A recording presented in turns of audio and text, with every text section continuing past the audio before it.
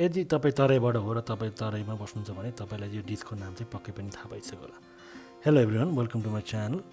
आज चाहिँ म तपाईँहरूको अगाडि यो इन्डियामा र हाम्रो तराईमा पाउने फेमस डिस भनौँ दही बडाको रेसिपी लिएर आएको छु। यसको लागि चाहिँ मासको दाल बिना बोक्राको मासको दाललाई चाहिँ हामी यसलाई भिजाएर राख्छौँ। भिजाएर राखिसकेपछि 1 घन्टापछि हामी यसलाई चाहिँ यसरी पिस्छौँ। यसलाई चाहिँ अलिक क्रिमी टेक्स्चर आउने जस्तो गरेर चाहिँ थोरै पानी हालेर यसलाई पिस्छौँ र पिसिसकेपछि हामीले यसलाई चाहिँ एउटा भाँडामा खनाएर क्लकवाइज यसलाई घुमाइराख्नुपर्छ। एकदम घुमाएर क्लकवाइज घुमाइसकेपछि चाहिँ हामीले यसरी चेक गर्न सकिन्छ। जब यो पानीमा तैरेर आउँछ नि तब चाहिँ यो पिठो चाहिँ रेडी भएर आयो भनेर चाहिँ हामीले बुझ्न सकिन्छ।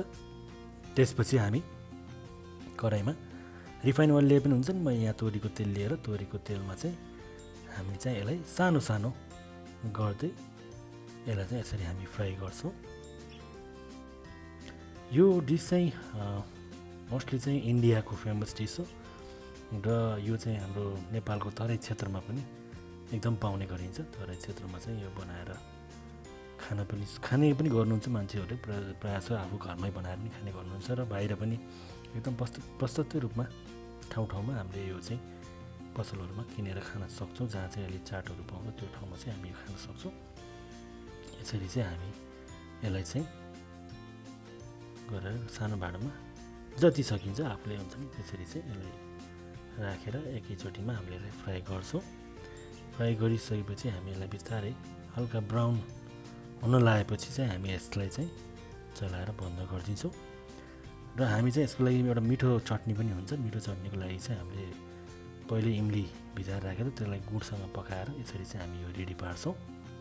र हामीले अघि बनाएर राखेको यो जुन छ नि पकौडा जस्तो यसलाई बडा पनि भन्छ। अब यसलाई चाहिँ हामी पानीमा भिजाएर केही बेला राखेर अनि त्यसपछि चाहिँ यसको पानी मजाले निकालेर यसरी पानी जति सबैमा पानीमा यो तेल जति सबै निस्केर जान्छ र यसलाई मजाले निचोरेपछि हाम्रो चाहिँ यसरी चाहिँ यो दही बडाको चाहिँ यो बडा रेडी हुन्छ। त्यसमा चाहिँ हामीले दही माथिबाट कति चाहिन्छ तपाईँलाई कति खान मन लाग्छ त्यो अनुसारले दही राखेर होइन यसरी दही राखेर चाहिँ तपाईँहरू राख्न सक्नुहुन्छ। अनि त्यसपछि यो दही राखिसकेपछि चाहिँ हामी यसमा अब तपाईँले यसको लागि मरमसला पनि चाहिन्छ। मैले चाहिँ जिरा भुटेर चाहिँ यहाँ युज गरेको छु।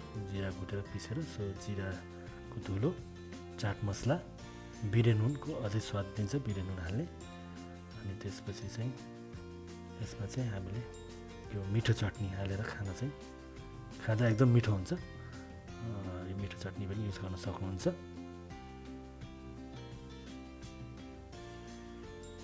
अनि थोरै भुजिया हाल्यो भने अझै यसले क्रन्चिनेस पनि ल्याउँछ। त्यो गर्दा चाहिँ भुजिया हालेर खाँदा चाहिँ साह्रै असाध्यै मिठो हुन्छ। यसलाई चाहिँ तपाईँले कसरी डेकोरेट गर्नुभयो त्यसरी डेकोरेट गरेर खान सक्नुहुन्छ।